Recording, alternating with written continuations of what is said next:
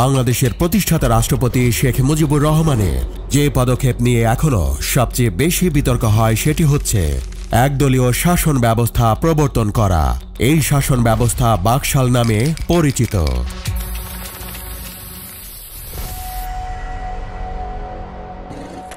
বাংলাদেশের সংবিধানে চতুর্থ সংশোধনীর মাধ্যমে বহুদলীয় সংসদীয় সরকার পদ্ধতি বিলুপ্ত করে রাষ্ট্রপতি শাসিত সরকার ব্যবস্থা প্রবর্তন করা হয়েছিল 1975 সালের 24 জানুয়ারি। বঙ্গবন্ধু শেখ মুজিবুর রহমান অন্যান্য রাজনৈতিক দল ভেঙে দিয়ে বাংলাদেশ কৃষক শ্রমিক আওয়ামী লীগ বা বাকশাল নামে জাতীয় রাজনৈতিক দল গঠন করেন। বাংলাদেশ কৃষক শ্রমিক আওয়ামী লীগ বা Baksal, Bangladesh Awami League, Bangladesh communist party, Bangladesh national Awami party এবং জাতীয় লীগ নিয়ে গঠিত একটি রাজনৈতিক ফ্রন্ট ছিল। সংসদে উত্থাপনের মাত্র 15 মিনিটের মধ্যে এই বিল সংসদে পাশ হয়। বাকশাল ব্যবস্থা ছিল রাষ্ট্রপতি শাসিত সরকার ব্যবস্থা। এই দলের চেয়ারম্যান বঙ্গবন্ধু নিজে এবং সম্পাদক হন এম মনসুর আলী। 1973 সালের নির্বাচনে শেখ মুজিবুর রহমান এবং তার আওয়ামী লীগ একটি দুর্দান্ত বিজয় অর্জন করেছিল, তবে সমর্থকরা ব্যাপক দুর্নীতিতে জড়িয়ে পড়ে। ক্রমবর্ধমান অস্থিরতার মুখে 1974 সালের 28 ডিসেম্বর শেখ মুজিবুর রহমান জরুরি অবস্থা জারি করেন, যা তাকে কোনো রাজনৈতিক নিষেধাজ্ঞা আরোপের ক্ষমতা প্রদান করে। বাকশালকে তিনি দ্বিতীয় বিপ্লব বলে আখ্যায়িত করেছিলেন। বাকশাল ব্যবস্থায় জাতীয় শ্রমিক লীগ, জাতীয় কৃষক লীগ, জাতীয় মহিলা লীগ, জাতীয় যুবলীগ এবং জাতীয় ছাত্রলীগ বাদে কোনো শ্রমিক, কৃষক, মহিলা, যুব ও ছাত্র সংগঠন থাকতে পারবে না। 1975 সালের 6 জুন বাকশাল ব্যবস্থায় দেশে 4টি দৈনিক ছাড়া আর সকল সংবাদপত্রের ডিক্লারেশন বাতিল করা হয়। ওই 4টি পত্রিকা ছিল দৈনিক ইত্তেফাক, দ্য বাংলাদেশ টাইমস, দৈনিক বাংলা এবং বাংলাদেশ অবজারভার। সমালোচকদের মতে কয়েকটি কারণে বাকশাল এত বিতর্কিত ছিল। 1. একদলীয় শাসন ব্যবস্থা, বিরোধিতার কোনো অবকাশ নেই। 2. গণমাধ্যম সম্পূর্ণ রাষ্ট্রের নিয়ন্ত্রণে। 3. রাষ্ট্র, সরকার এবং দল একত্রিত। 4. সামরিক বাহিনী, পুলিশ, বিচারক, আমলা দলের সদস্য। শেখ মুজিবুর রহমান 1975 সালের 26 মার্চ ঢাকায় এক জনসভায় বাকশাল নিয়ে বক্তব্যে ঘুণে ধরা সমাজ পাল্টানোর কথা বলেছিলেন, কিন্তু এর প্রেক্ষাপট নিয়ে অনেক বিতর্ক হয়েছে। সমাজ যেন ঘুণে ধরে গেছে, এই সমাজকে আমি চরম আঘাত করতে চাই। এই আঘাত করতে চাই যে আঘাত করেছিলাম পাকিস্তানিদের, সে আঘাত করতে চাই এই ঘুরে ধরা সমাজ ব্যবস্থাকে। এই যে নতুন সিস্টেমে যাচ্ছি আমি। বাকশাল তৈরির পটভূমি নিয়ে অনেকের কথাই সেই সময়কার নৈরাজ্যকর একটা পরিস্থিতির কথা উঠে আসে। শেখ মুজিবের জন্য তার দল আওয়ামী লীগের নেতাকর্মীদের দুর্নীতি একটা বড় চ্যালেঞ্জ হয়ে দাঁড়িয়েছিল। অন্যদিকে দলের একটি অংশ বেরিয়ে যাওয়ার পর সরকার নিয়ন্ত্রণহীন হয়ে পড়েছিল। তখন বিরোধীদের ওপর নিবর্তনমূলক ব্যবস্থা নিয়েও পরিস্থিতি সামলাতে না পেরে শেখ মুজিব সব ক্ষমতা নিজের হাতে নিয়ে বাকশাল গঠন করেছিলেন। আওয়ামী লীগের একটা অংশ বেড়ে গিয়ে বৈজ্ঞানিক সমাজতন্ত্র প্রতিষ্ঠার কথা বলে জাসদ নামের দল গঠন করেছিল 1972 সালের অক্টোবরে।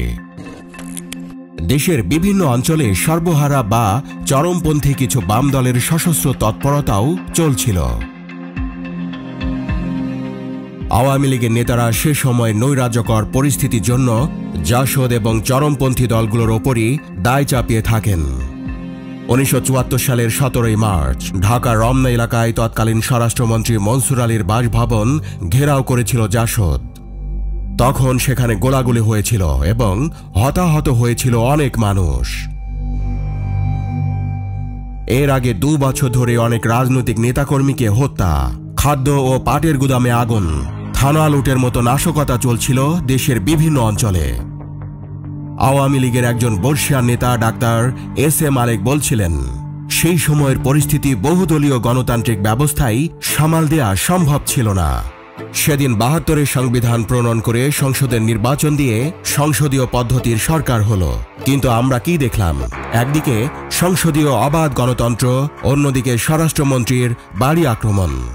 ৫ জন সাংসদকে মেরে ফেলা হলো, রেল লাইন তুলে ফেলা হলো এবং স্বাধীনতা বিরোধী শক্তি সেখানে তৎপর হলো।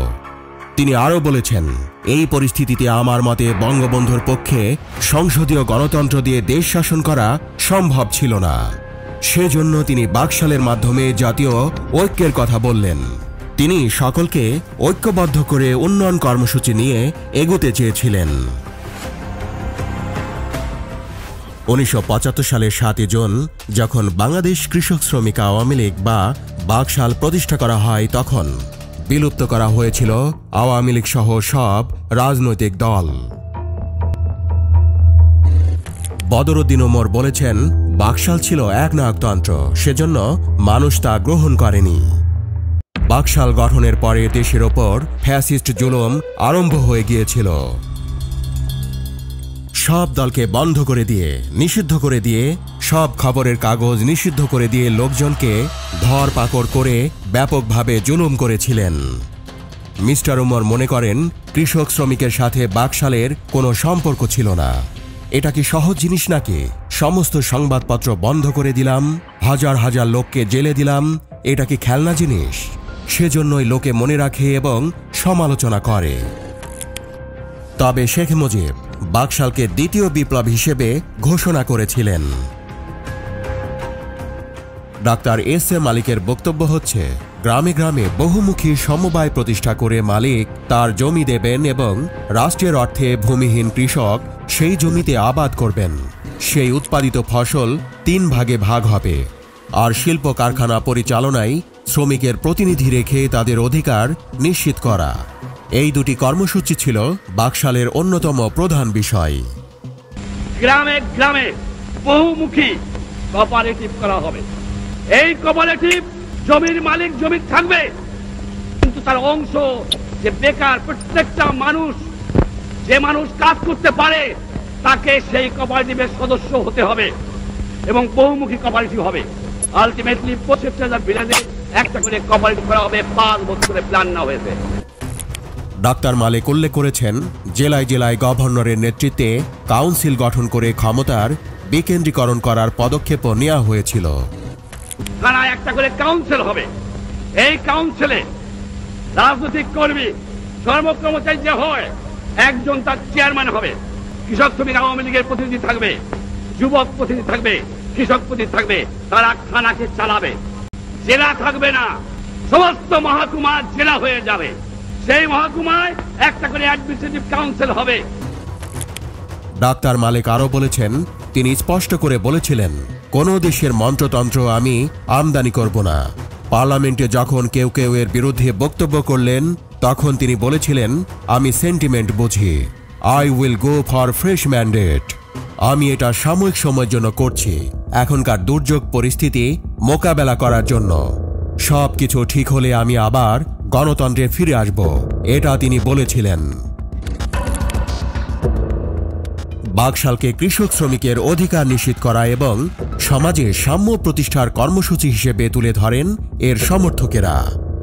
কিন্তু সে সময় বাকশাল নিয়ে সাধারণ মানুষের মধ্যে বিভ্রান্তি ছিল এবং সেজন্য এর পক্ষে সমর্থন পায়নি বলে বিশ্লেষকদের অনেকেই মনে করেন। বাকশাল প্রতিষ্ঠা একটা ভুল পদক্ষেপ ছিল বলে বিশ্লেষকদের অনেকেই মনে করেন। তবে আওয়ামী লীগ বাকশালকে সে সময় জাতীয় ঐক্য সৃষ্টির জন্য আদর্শভিত্তিক কর্মসূচি হিসেবে তুলে ধরে থাকে। বাকশাল পুরোপুরি কার্যকর হওয়ার কথা ছিল ১৯৭৫ সালের ১ সেপ্টেম্বর থেকে। ১৯৭৫ সালের ১৫ আগস্ট সামরিক অভ্যুত্থানে শেখ মুজিবের মৃত্যু হলে বাংলাদেশ কৃষক শ্রমিক আওয়ামী লীগের সকল কার্যক্রম বন্ধ হয়ে যায়। পরবর্তীতে ১৯৭৮ সালে জিয়াউর রহমান বহুদলীয় রাজনৈতিক ব্যবস্থা পুনঃপ্রবর্তনের উদ্যোগ নিলে বাকশালের কুশীলবরা পূর্বতন বাংলাদেশ আওয়ামী লীগ পুনরুজ্জীবিত করে। যদিও ১৫ আগস্টের পর বাকশালের কুশীলবরা বাংলাদেশ আওয়ামী লীগ নামে পুনরায় রাজনীতিতে আসেন, তবুও বাকশাল ১৯৮৬ সালে নৌকা এবং ১৯৯১ সালে বাইসাইকেল প্রতীকে নির্বাচনে অংশ নেয়। পরবর্তীতে দলের বেশিরভাগ সদস্য আওয়ামী লীগে যোগ দিলে দলটি চূড়ান্তভাবে বিলুপ্ত হয়।